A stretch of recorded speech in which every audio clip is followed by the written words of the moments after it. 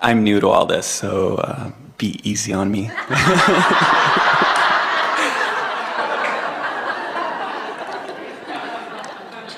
We haven't talked too much about soulmates or that kind of idea. I was wondering what you thought about that.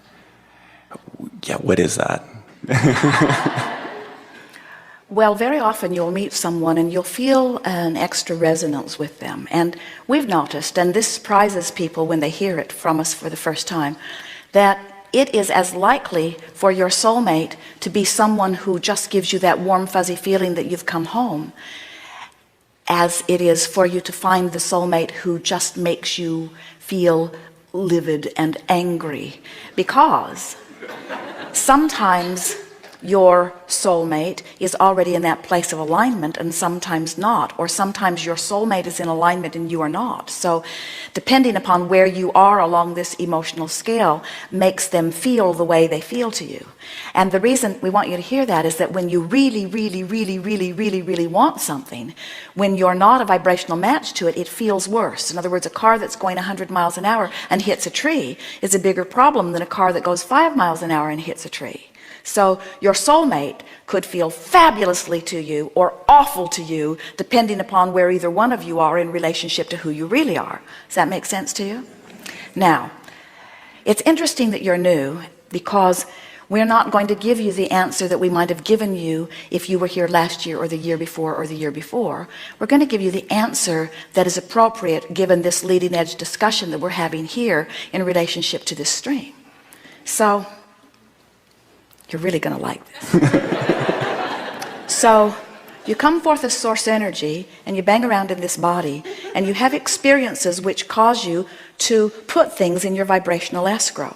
So without even knowing it, when you are very young, even the first day of your experience, you begin having interpersonal relationships and throwing your preferences over there into vibrational escrow.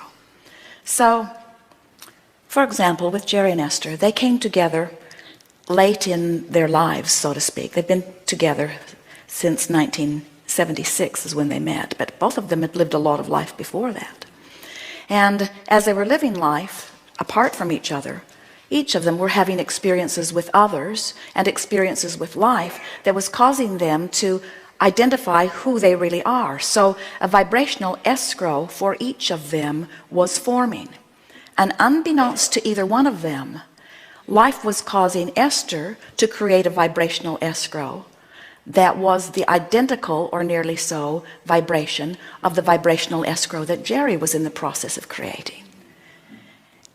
Now, what that means is both of them were source energy coming in and same vibration coming in.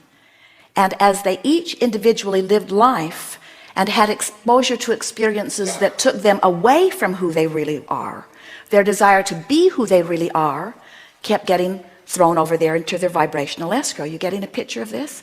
So here they are, bipping along through life. You all are doing this individually, while who they really are, who they had each become, was over there being tended by source energy, calling them each to it. And as through different chains of events, each of them began to individually listen and follow their bliss, they ended up in the same place. And when they saw each other, they said, "Hello, do I know you? You feel very familiar. I never want to be away from you again." You see? So think about what a soulmate really is. It's you coming into alignment with that which you are calling soul.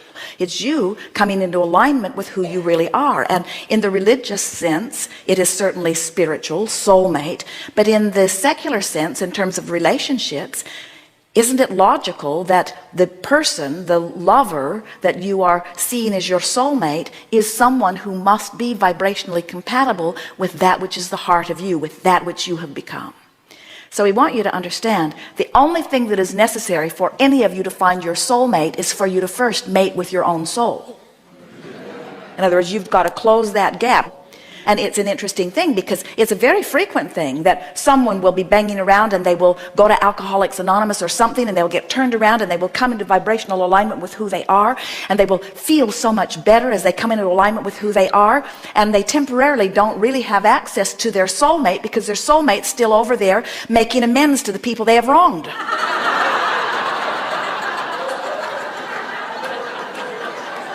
In other words, you can't come into vibrational alignment with someone who's on a different vibrational frequency. And that's why we say sometimes your soulmates feel like the best thing that's ever happened to you, and sometimes they feel like the worst thing that's ever happened to you, depending upon where either one of you are in relationship to who you really are.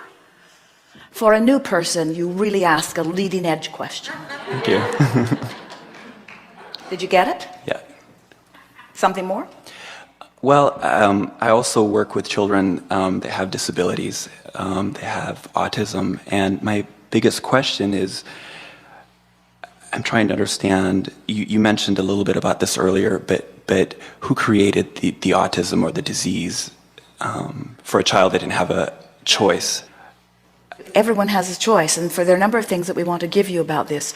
First and foremost, every one of you who makes the decision to come forth into these physical bodies has full view of the physical body you're coming into before you come. So no one gets trapped in a situation that is different from what they want. No exceptions to that. That's helpful to know. Really a downstream feeling thought, isn't it? Now, there are powerful teachers, especially now who are coming forth, who have been, from their non-physical vantage point, aware that there are so many humans who have forgotten about vibration and alignment, who are disregarding their own guidance system, who are trying to make their life work by trying to control conditions.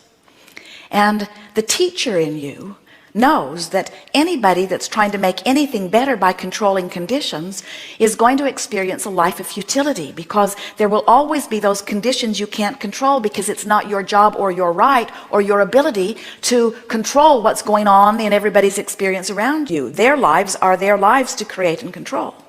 So rather large numbers of energies are coming in deliberately wanting a physical condition that they can't be talked out of or demanded out of.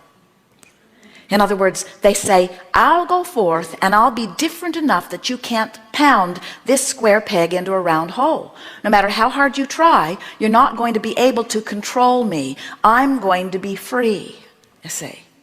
So as you interact with them, if you get the wonderful experience of interacting with them when they're not being challenged by a system that's trying to change them. In other words, imagine how frustrating that would be, to be fulfilling your intent from your source perspective and making it all the way into a physical body different enough that people can't control you, and then notice they're still trying to control you. That's the frustration and outrage that you see in them. They want to say to you, and if they were better with their words, they would say to you, wait a minute, I went to a lot of trouble to be different. You're supposed to leave me alone. And those that are in an environment where somebody's not now trying very hard to make them normal, you called it a disability, they would call it an advantage. In other words, from source perspective, it would go something like, I've decided that I'm going to take the powerful being that I am, and I'm going to go forth into a physical experience, and I'm going to be different enough that you can't control me, which means I'm going to be one of the few people on the planet that you'll ever meet that knows that I am free. Because I choose freedom over your approval of me. And then the society, who is embarrassed by them or worried about them, is forever trying to, we'll just find one more way that we can bring you to normalcy. And they've come forth to say, we didn't want to be like you, that's why we chose to be different. We've come to offer a message that there is balance and value in our differences. We've come to teach unconditional love. Most people talk about unconditional love, but they don't live it. Most people say, oh, you're so sweet, I love you under those conditions, and you are so strange, I cannot love you under those. So if you would just be more like that, it would be ever so kind to me, because I want to love you, and if you were more like that, I would be able to love you. So just try to change a little bit so that I can feel better. Where unconditional love says, I want so much to be connected to source that I will see whatever I'm looking at through the eyes of Source, which means I do not need you to be different so that I can feel better. I have the ability to adjust my gaze to align myself with Source. Unconditional love says, I will find connection with Source and then I will look. Conditional love says, I will ask you to be the way I need you to be so that when I look, I will feel better. Huge difference. Unconditional love is absolute freedom. Conditional love is absolute bondage. So these blessed beings have come forth as teachers of freedom. And interesting, the most interesting thing of all, they feel free even when you try to control them.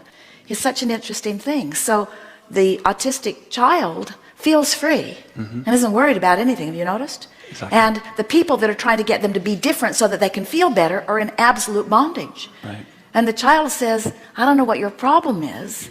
And the teacher or parent says, you're the problem. And the child says, you kind of need to get over that because I can't change. If you're going to interact with me, you've got to discover unconditional love. And when you do, you'll be free like me. And then maybe so many of us won't have to come forth autistically in order to teach this to you. They're having a very good time. Yeah. Watch them up close and feel the joy of their being. And tell them, you need not change a hair for me. Bless you. That's right. Thank you.